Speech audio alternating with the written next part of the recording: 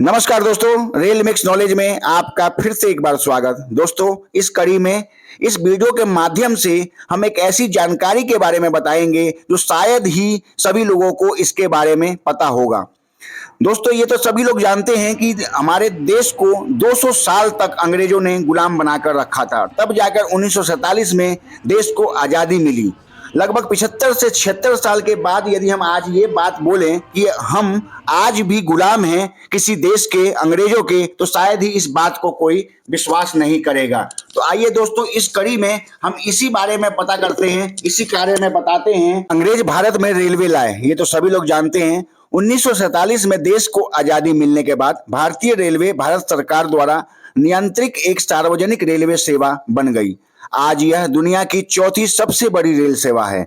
इसके अलावा भारतीय रेलवे 1.2 मिलियन कर्मचारियों के साथ दुनिया का 8वां सबसे बड़ा वाणिज्य संगठन है।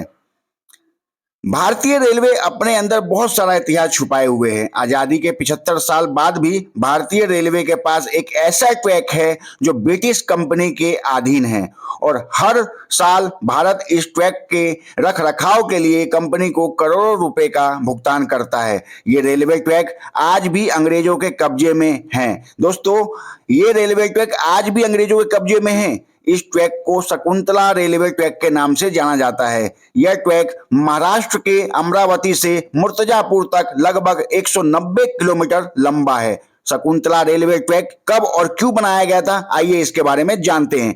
कपास की खेती महाराष्ट्र के अमरावती में की जाती थी।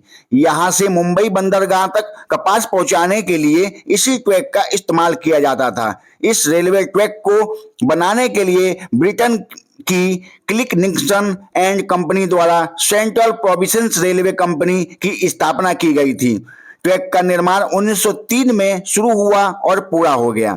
सिर्फ एक पैसेंजर ट्रेन चल रही थी। यहाँ पर इस ट्रैक पर केवल एक ट्रेन चल रही थी जिसे शकुंतला पैसेंजर के नाम से जाना जाता था। इस कारण से रेलवे लाइन को शकुंतला रेलवे ट्रैक के नाम से जाना जाने लगा। 1994 के बाद इन ट्रेनों में भाप की जगह डीजल इंजन लगे। यह ट्रेन 17 स्टेशनों पर रुकी और 6 से 7 घंटे में अपने सफर को पूरा किया। आजादी के बाद भारतीय रेलवे ने ब्रिटिश कंपनी के साथ एक समझौता किया। इसके तहत भारतीय रेलवे द्वारा कंपनी को हर साल रॉयल्टी की भुगतान किया जाता है।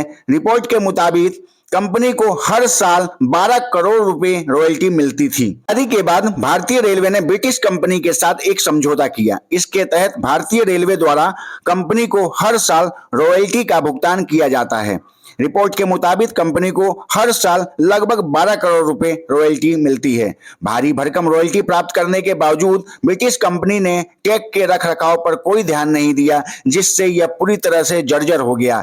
इस पर चलने वाली शकुंतला एक्सप्रेस को भी रद्द कर दिया गया। स्थानीय निवासियों ने ट्रेन को दोबारा चलाने की मांग की है। ऐसा कहा जाता है कि भारतीय रेलवे ने ट्रैक को वापस खरीदने की कोशिश की, लेकिन वो असफल रही। धन्यवाद।